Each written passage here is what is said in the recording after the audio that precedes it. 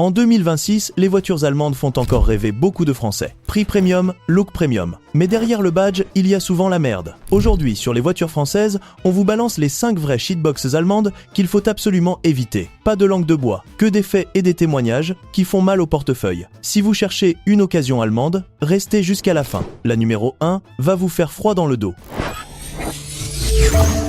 Numéro 5. BMW 1 série 47 2007 à 2013. La BMW 1 série avec le moteur N47 reste l'une des plus grandes arnaques que BMW a osé vendre. Cette voiture a un look sportif agréable et une tenue de route qui plaît encore à beaucoup de conducteurs en France. Le châssis est plaisant sur route sinueuse et l'intérieur est plutôt bien fini pour l'époque. Pourtant, derrière ces qualités se cache le vrai problème. La chaîne de distribution casse entre 80 000 et 120 000 km. BMW doit démonter tout le moteur pour la changer. Facture minimum 6 000 €, souvent plus. BMW savait le problème depuis le début et a continué à vendre quand même. Un propriétaire raconte, chaîne cassée sur autoroute, moteur détruit, facture de 7 200 €. Vous payez le badge premium et vous vous faites avoir comme un débutant. Évitez cette bombe à retardement si vous ne voulez pas finir à pied avec une facture énorme. Beaucoup de jeunes conducteurs ont été séduits par le dynamisme de cette BMW, mais ils ont vite regretté leur choix quand la chaîne a lâché sans aucun signe avant-coureur. Les forums sont remplis de témoignages identiques et les garages connaissent bien ce défaut récurrent. Si vous voyez une occasion à petit prix, passez votre chemin. Cette voiture peut sembler abordable au départ, mais elle devient un gouffre financier très rapidement.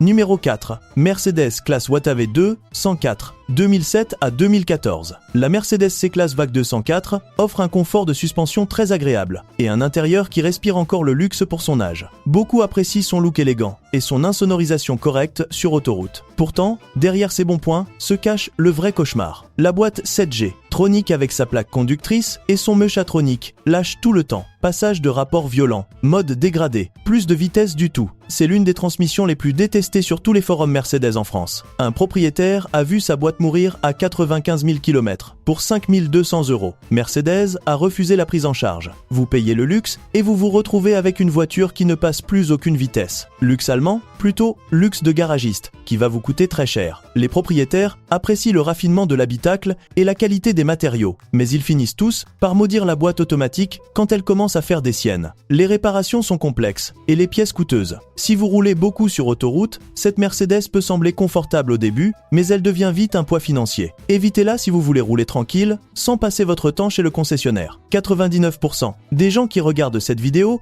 ne sont pas abonnés aux voitures françaises. Ne soyez pas dans les 99%. Likez, partagez et abonnez-vous. Le bouton est juste en dessous.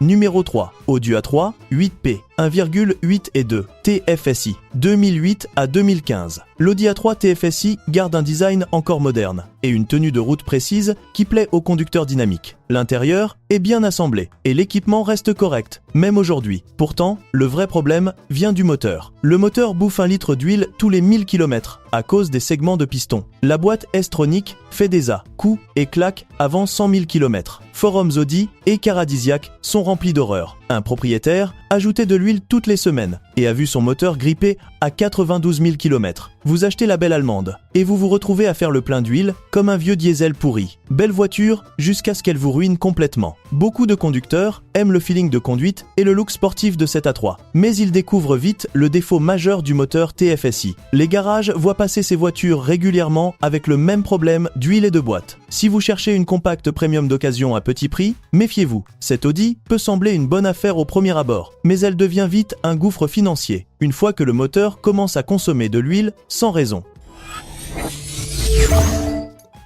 Numéro 2. Mercedes A-Class V-Cent 76 2012 à 2018. La Mercedes A-Class W-Cent 76 propose un look moderne et une position de conduite élevée qui plaît en ville. L'intérieur est soigné et les équipements de confort restent agréables pour une petite compacte. Pourtant, derrière ces points positifs se cache un vrai danger. Boîtier fusible mal monté en usine, risque d'incendie ou de panne moteur en pleine route, pare-brise qui peut se détacher en cas de choc, problèmes électriques partout et plusieurs rappels officiels. Un propriétaire a failli brûler vif. La voiture est restée 3 mois au garage. À ce prix, on s'attend à mieux et on se fait avoir en beauté. Vous payez le badge étoile et vous roulez avec une bombe à retardement qui peut vous laisser sur le bord de la route. Les conducteurs apprécient le design urbain et la maniabilité de cette A-Class, mais ils découvrent vite les défauts électriques et de sécurité. Les rappels ont concerné des milliers de véhicules en France et les problèmes persistent sur de nombreuses occasions. Si vous voulez une petite Mercedes d'occasion, réfléchissez bien. Cette voiture peut sembler pratique et stylée au quotidien, mais elle cache des risques qui peuvent devenir très coûteux et dangereux.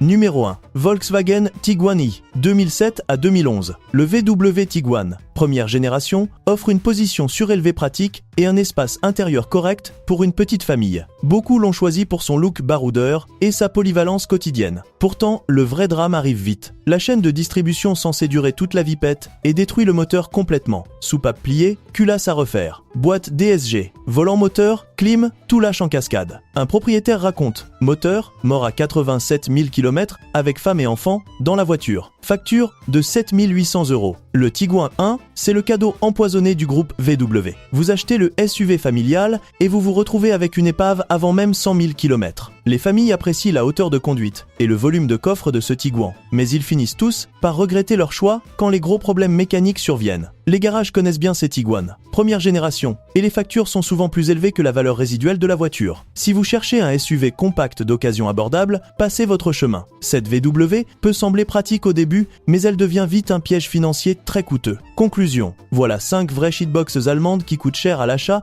et encore plus cher à l'entretien. Chaîne qui pète, boîte qui claque, rappel de sécurité. En France, on préfère encore les japonaises simples ou les Dacia, qui roulent sans drame. Dites-moi en commentaire laquelle vous avez évité de justesse ou regretté. Je lis tout. Si vous voulez la suite, 5 moteurs à ne jamais acheter, ou la saison 3 des Françaises à éviter, abonnez-vous maintenant. La vérité continue. On se retrouve très vite.